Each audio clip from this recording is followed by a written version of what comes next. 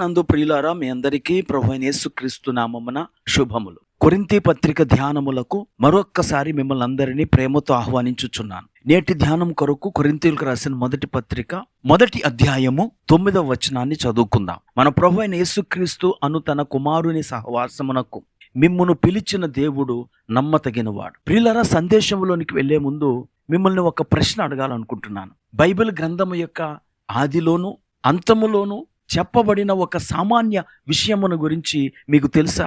అదే దేవునితో సహవాసం. ఆదికాండము 3వ అధ్యాయము 8వ వచనములో ఏదేను తోటలో ప్రతి చల్లపూటను దేవుడు ఆదాము హవ్వలతో సహవాసం చేసేవాడు.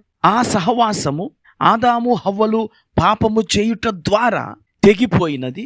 మరలా దేవుడు కొత్త ఆకాశమును క్రొత్త భూమిని ఏర్పరిచినప్పుడు మరలా ఆ సహవాసము పునరుద్ధరించబడుతుంది. ప్రకటన గ్రంథం 21వ అధ్యాయము 3వ వచనం, అప్పుడు ఇదిగో దేవుని నివాసము మనుష్యులతో కూడా ఉన్నది, ఆయన వారితో కాపురముండును, వారాయన ప్రజలై ఉందురు. ప్రియులారా, ఆదికాండము ప్రారంభములోను ప్రకటన గ్రంథపు చివరిలోను చెప్పబడిన ఈ దైవ సహవాసము కొరకే దేవుడు మనలను పిలిచినట్లు మనము చదువుకున్న లేఖన భాగంలో మనం చూస్తాం. ప్రియులారా, దేవుడు మనలను పిలిచింది కేవలము రక్షించటానికి, స్వస్థపరచటానికి, ఆశీర్వదించటానికి మాత్రమే కాదు.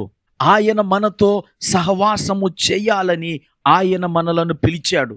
ఆ దేవునితో మనము సహవాసము చేయునంత వరకు మనకు సమాధానం ఉండదు. సెయింట్ అగస్టిన్ తాను రాసిన కన్ఫెషన్స్ అనే బుక్కులో ఇలా అంటాడు, you have made us for yourself, O Lord, and our heart is restless until it rests in you.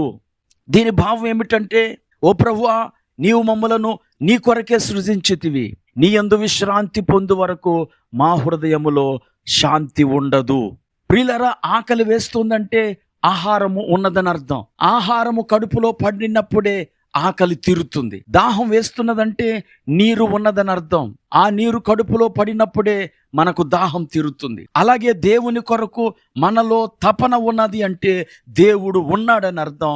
ఆ దేవుడు మనలోనికి వచ్చే వరకు మనకు నెమ్మది ఉండదు. ప్రియులారా, యేసుక్రీస్తుతో మనము సహవాసము చేసేంత వరకు మన హృదయములో నెమ్మది ఉండదు. యేసుక్రీస్తును నమ్ముకున్న తర్వాత మన దాహము తీరి మనము ఇక వేరే దేవుని వైపు చూడము. ఈరోజు మన భారతదేశంలో క్రొత్త మతాలు పుట్టుకొస్తున్నాయి, కొత్త దేవుళ్ళు పుట్టుకొస్తున్నారు. అలాగే వారిని అనుసరించే ప్రజలు కూడా ఉంటున్నారు. ఎందుకు ప్రజలకు ఒక దేవునితో సంతృప్తి లేదు అంటే, ఆ దేవుడు నిజమైన దేవుడు కాదు గనుక వారికి ఆ దేవుణ్ణి ఆరాధించుట ద్వారా సంతృప్తి కలగదు. మనము యేసుక్రీస్తును ఆరాధించినప్పుడే మన హృదయం ఇక దప్పిగొనదు. సమరయ స్త్రీతో యేసు ప్రభువారు ఈ మాటే చెప్పారు, ఈ నీళ్లు త్రాగు ప్రతివాడు మరలా దప్పిగొనును. ఈ లోకపు మతాలను అనుసరించువారు మరలా దప్పిగొంటారు. కానీ ఎప్పుడైతే యేసుక్రీస్తు దగ్గరికి వస్తామో మన దప్పిక తీరిపోతుంది. అదే యేసు ప్రభు అన్నారు, నేనిచ్చు నీళ్లు తాగువాడు ఎన్నడూ దప్పిగొనడు. ఎందుకంటే యేసుక్రీస్తు మన హృదయములో ఉన్న ఖాళీకు సరిపోయినవాడు. ఈ మాటలు వింటున్న ప్రియ స్నేహితుడా, సోదరి, మీరు ఆ ప్రభువుతో సహవాసం చేస్తున్నారా? సహవాసమునకు గుర్తు ఏమిటంటే సంభాషణ.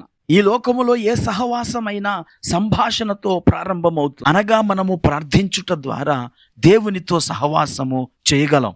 అలాగే దేవుని వాక్యమును, దేవుని స్వరమును వినుట ద్వారా మనం ఆయనతో సహవాసము చేయగలం. ప్రియులారా, మన ప్రభువు మన సహవాసాన్ని కోరుతున్నాడు. నా యందు నిలిచి ఉండుడి, నేను మీ యందును నిలిచి ఉందును అని ప్రభు సెలవిస్తున్నాడు. అలాగే 1 యోహాను పత్రిక 1వ అధ్యాయము 3వ వచనంలో మన సహవాసం అయితే తండ్రితో కూడాను ఆయన కుమారుడైన యేసుక్రీస్తుతో కూడాను ఉన్నది. ఈ మాటలు వింటున్న ప్రియ స్నేహితుడా, సోదరి, నువ్వు ఇష్టపడితే ఆయన నీ హృదయంలోనికి వచ్చి ఆయన నీతో కూడా భోజనము చేసి నీతో సహవాసము చేయును.